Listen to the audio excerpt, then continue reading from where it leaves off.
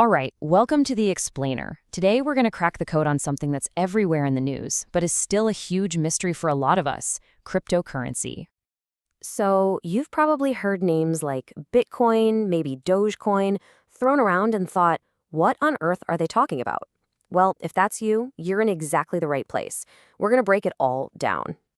Okay, so first things first. Let's just dive right in at the very beginning. Before we get into all the crazy stories, the risks, the tech, we got to answer the big one. What is cryptocurrency anyway?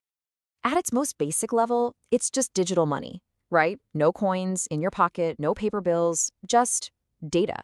But here's the thing: you already have digital money in your banking app. So what's the big deal? Well, that's where things get really interesting. And this right here, this is the core idea behind crypto. Think about our normal financial system. It's all centralized, right? It's run by big banks, by governments. They're the gatekeepers for every single transaction.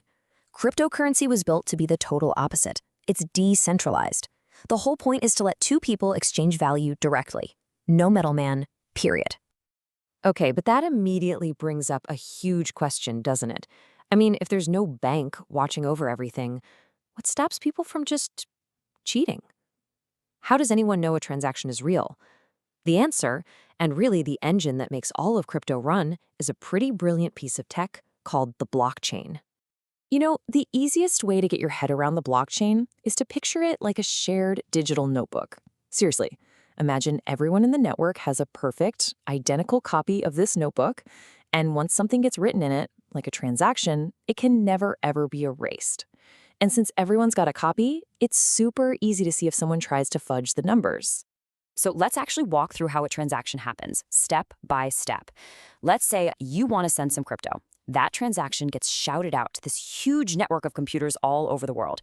These computers, they're called miners, and they all start racing to solve this really tough math puzzle to prove your transaction is legit.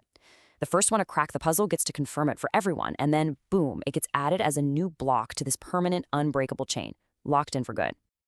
And that whole crazy puzzle-solving race, that's what people are talking about when they say mining.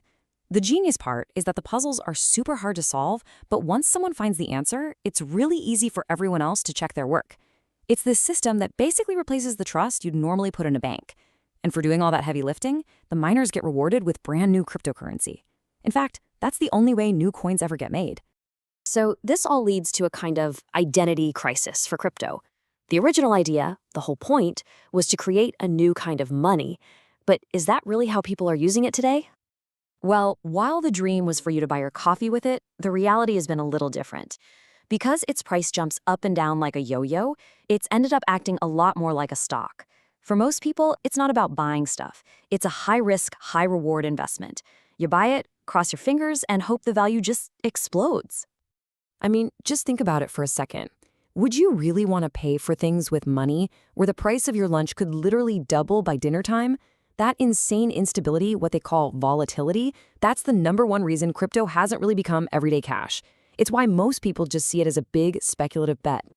But see, that exact same volatility, it's a total double-edged sword. It's the very thing that creates the chance to make life-changing money and also the risk of losing absolutely everything.